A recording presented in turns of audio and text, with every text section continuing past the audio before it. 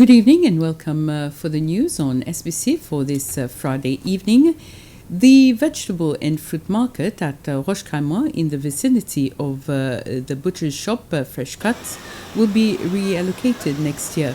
This follows concerns of traffic congestion and rodent infestation raised by inhabitants in the area. A new site has been identified within the green space across the road opposite the petrol station at Roche-Craimont to construct a new market. The minister responsible for agriculture, Flavien Joubert, visited the site this morning and discussed certain details of the project with the district's authorities. Representatives of the infrastructure agency were also present for the visit. There will be more discussions and consultations before the project is finalized. The director of the School of Performing Arts has said that by the end of the year, they will be coming up with a new concept for the Théâtre des Palmes building. The team working on the project visited the site this morning to get a better idea of what the reconstruction work entails. The Cabinet of Ministers recently delisted the Théâtre des Palmes as a national monument at the request of the National Arts and Craft Council to be able to rebuild the building. Once the project is completed, the building will have another floor added with a modern look, but will be keeping certain cultural elements such as its original roof style and part of an existing wall. Rencontre Créole de Victoria was held today at the History Museum by the National Institute for Culture, Heritage and the Arts.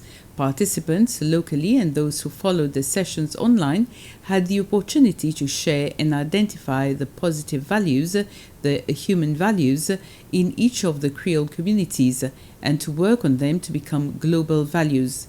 Presentations at the one-day workshop centered on the place of women, children and minorities in Creole life. They also looked at themes related to Creole cultures such as the arts, traditions, the Creole garden, architecture, gastronomy, nature, and its protection for the common life. Some of the intervenees talked about cultural creations in a perspective of inclusion in a digital and virtual space. The Seychelles Revenue Commission, the SRC, is asking people not to fall prey to the latest scams. This comes after the SRC was recently informed that certain individuals have been posing as its officers and claiming to conduct an on-site registration and verification of properties during the weekends in the southwestern region of Mahé. The SRC says that as per its policy, when conducting on-site visit on a taxpayer's property, its officers must dress in full uniform and display their SRC employee identification card. They must also have an official warrant authorized by the SRC's Commissioner General to the taxpayer before accessing the property.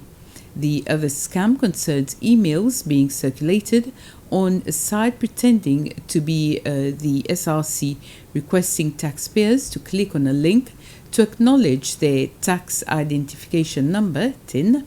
The SRC says in email communications between itself and taxpayers, all its email addresses from the organization ends with the domain rc.gov.sc. The SRC is asking members of the public not to answer to the false emails and to report any of the fraudulent activities to the police immediately. The James Mancam Peace and Diplomacy Research Institute at the University of Seychelles, in collaboration with the United Nations Resident Coordinator's Office in Mauritius, has organized a panel discussion on the UN Sustainable Development Goals. This is in commemoration of the UN Week. The UN Coordinator Officer for Seychelles and Mauritius, Alexander Mancam, says the discussion is an opportunity to see where Seychelles is, having already gone through some obstacles. It was an opportunity to create a platform where we had speakers from various backgrounds to give their perspectives on the Sustainable Development Goals. the barriers in recent years, obstacles that we've faced, and also the opportunities going forward. I think the 6 panelists offered excellent perspectives on the current situation. They all had very differing viewpoints and substantiated their concentration on different SDGs, which I thought was great. I thought that was captivating for the audience. Although it was something organized at the last minute, I thought the audience were quite engaged. I think the Seychelles as a country is doing very well, despite the fact that we've had a lot of obstacles recently, obviously with the onset of the pandemic and what that did to economic growth and tourism arrivals and so forth. On the goals, we are on target. We're doing quite well in that regard. However, it's important to keep the momentum up. I think what's really important when you have events such as these, it's clear that the SDGs, although they're something that are being incorporated into many of the national plans and national development strategy, it's also something that many people are not familiar with or not familiar enough with. The SDGs impact everyone. They're global goals and targets that are going to be for the betterment of humanity and the planet. So it would be encouraging to have more discussions of this nature and try and simultaneously encourage more people to attend. The newly accredited ambassador of France to Seychelles, Olivia Berkeley-Christman, expressed her desire for more cooperation in the field of education between Seychelles and France. Ambassador Berkeley-Christman made her country's wishes known after meeting the Speaker of the National Assembly, Roger Moncienne, this morning. During her courtesy call, the two discussed their common interests in the maritime, tourism and agricultural sectors. Also during the meeting, Speaker Moncienne mentioned the need to revive the Parliament Friendship Group. He explained that the revival would help strengthen the work relationship between the two parliaments. Speaker Moncienne also gave Mrs. Berkeley-Christman a token to welcome her into the country and wished her luck in her new role.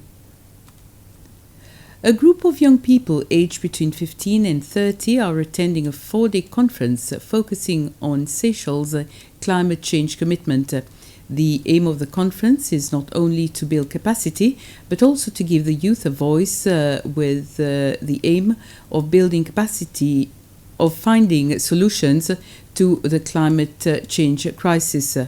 Victoria Alice is a consultant for the Climate Change Project, and she explained how the young people can participate and share their views on climate change. And with this, we come to the end of the news summary. We'll be back at 8 with the news in Creole. Good evening.